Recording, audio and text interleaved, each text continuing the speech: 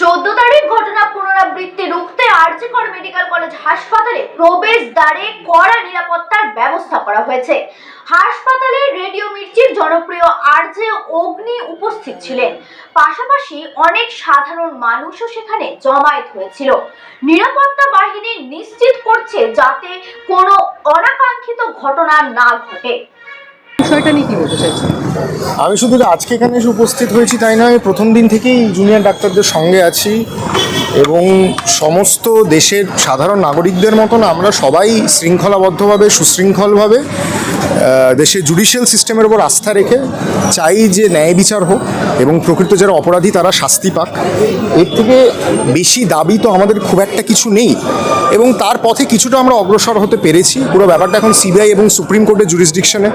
আশা করব তারা তাড়াতাড়ি ন্যায় বিচার করবেন এবং নিরপেক্ষভাবে তদন্ত হবে। প্রকৃত অপরাধীরা যাতে ধরা পড়ে, যারা তাদের আড়াল করার চেষ্টা করছেন সবাইকে যেন সত্যের আলোয় আনা হয়, এই আমাদের একটা দাবি।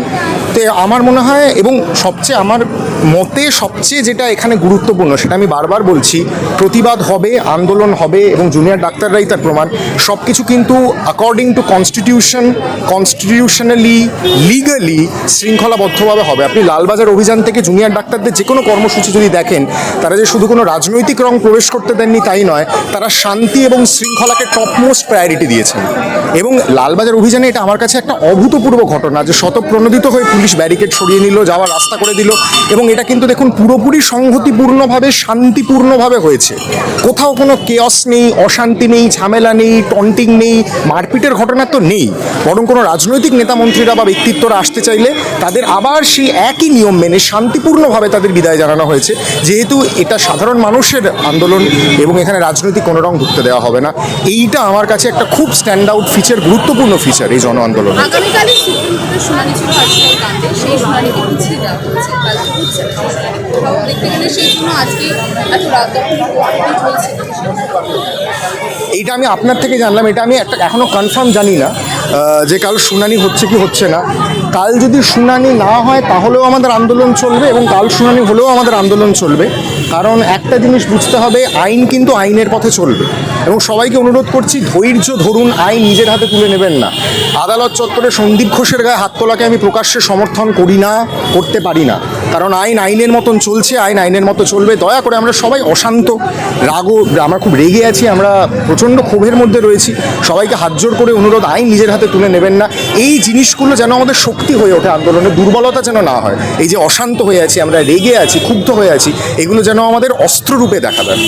কলকাতায় যে রাত দখল, দফায় দফায় রাত দখল হচ্ছে, সাধারণ মানুষ তারা রাস্তায় নামছেন।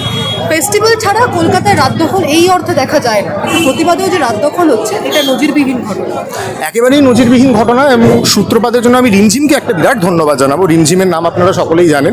14ই অগস্টের রাতে যে প্রথম রাত দখলের ডাক দিয়েছিল এবং এখন না আমার কাছে সবচেয়ে আকর্ষণ করছে আমাকে যে বিষয়টা, এখন আর একটা রিমঝিম বা একটা স্বস্তিকা বা একটা সোহিনী বা একটা বীরসায় এদের মধ্যে আন্দোলনটা আটকে নেই। এখন আমার মা আজকে আমাকে সকালবেলা জিজ্ঞেস করছে 8Bতে আজকে কটা থেকে হচ্ছে রে, আমি যাব, গিয়ে দাঁড়াবো। আমার মনে হয় গেলে একটু শান্তি পাবো। এই যে মানুষের মনে হচ্ছে যে আমরা গিয়ে দাঁড়াই, সাধারণ মানুষের শক্তি চট্টোপাধ্যায় বলেছিলেন মানুষ বড় কাঁদছে, তুমি মানুষ হয়ে মানুষের পাশে দাঁড়াও। এইটাই তো একটা জন আন্দোলনকে এগিয়ে নিয়ে যায়। ডাক্তারদের হাতে মশাল জ্বলেছিল, এখন সাধারণ মানুষ, সাধারণ জনগণের হাতে মশাল হস্তান্তরিত হচ্ছে।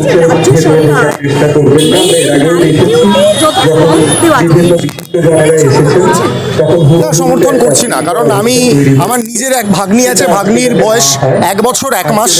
সে যদি 20 বছর পরে গিয়ে মিডিয়া নিয়ে পড়তে চায় বা ডাক্তার হতে চায়, আরজি করের মতন কোনো নামকরা সরকারি হাসপাতালে সে যদি চান্স পায়, সে যদি যাদবপুর ইউনিভার্সিটির মতো কোনো কোয়েড বিশ্ব প্রতিষ্ঠানে চান্স পায়, তাহলে আমি কি তাকে বলবো যে তুই করিস না because you might get raped? একেবারেই তা নয়। আমি তাকে উৎসাহ দেবো, আমি তাকে প্রশ্রয় দেবো যাতে সে নিজের চয়েস অনুযায়ী নিজের ক্যারিয়ার নিজে পারসিউ করতে পারে। এবং এই জন্য আমার মনে হয় দায়িত্ব আমাদের সবার এবং এই জন্যই জন আন্দোলনটা তো গুরুত্বপূর্ণ। শুধু যে মেয়েদের দায়িত্ব তা নয়, আমাদের ছেলেদেরও দায়িত্ব আছে। এবং বারবার আমি যেটা বলবো, ছেলে মানুষই না করে ছেলে মানুষ করতে হবে। সেফ টাচ আনসেফ টাচ শুধু মেয়েদের শেখালে হবে না, ছেলেদেরও ছোটোবেলা থেকে শেখাতে হবে সেফ কোথায় কোথায় ধরলে মহিলারা অস্বস্তি বোধ করেন, কতটা কাছে যাওয়া উচিত না, কোনটা মোলেস্টেশন, কোনটা হ্যারাসমেন্ট, কোনটা অ্যাবিউজ, প্রকৃতভাবে ছেলেদের মাথায় গেঁথে দিতে হবে। এবং এটার জন্য শিক্ষা প্রণালীর একটা বিরাট ভূমিকা আছে বলে আমার মনে হয়। মুখ্যমন্ত্রীর পদত্যাগের দাবি উঠছে, এটা ডাক্তারদের হয়ে একটা কথা বলতে পারি, যেহেতু আমি ওদের সঙ্গেই ছিলাম। জুনিয়র ডাক্তাররা লালবাজার অভিযানটা করেছিলেন পুলিশ কমিশনারের কাছে তাদের ডেপুটেশন জমা দেওয়ার জন্য। সেটা সার্থক হওয়ার পর পুলিশ কমিশনার সেই ছবি আপনারা সবাই দেখেছেন, ডেপুটেশন গ্রহণ করছেন। সেটা জমা দেওয়ার পর তারা বেরিয়ে এসে লালবাজারে তাদের শান্তিপূর্ণ অবস্থান তুলে নিয়েছিলেন। পদত্যাগের দাবি জুনিয়র ডাক্তারদের তরফ থেকে, সাধারণ মানুষের তরফ থেকে অবশ্যই উঠেছে। কিন্তু আবার আমি বলছি, আইন কিন্তু আইনের পথে চলবে, কনস্টিটিউশন মেনে চলবে। চাইলেই চট করে পদত্যাগ হয় না, পদত্যাগ করা যায় না। তার জন্য একটা সুশৃঙ্খলভাবে, তার জন্য ভারতীয় সংবিধানে একটা আইন রয়েছে এবং সেই আইন মেনে সবাইকেই কাজ করতে হবে। এবং অত্যন্ত আনন্দিত যে জুনিয়র ডাক্তাররা সেই আইন মেনে কনস্টিটিউশনালি লিগালি প্রতিবাদ চালিয়ে যাচ্ছে। অপরদিকে